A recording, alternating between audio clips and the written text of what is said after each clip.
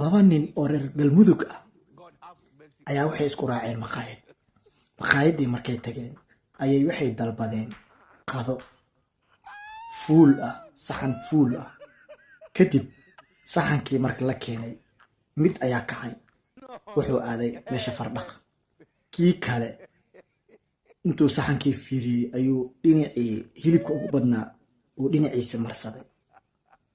kii farxalka ku maqlaa waa soo laabtay, wuu fiiriyey, barnaamijkuu dareemay in dhinaciisa hilibka o dhan laga qaatay, dhinacaas loo badiyey ayuu fahmay. kadib muxuu dhahay, wuxuu yiri saaxiib, haddii ilaahay adduunka uu wareejiyo oo sidaan oo kale uu ka dhigo maxaa dhici lahaa? almost wuxuu sameeyey dhinacii adaayo laga badsaday ayuu dhinaciisa soo dhigtay.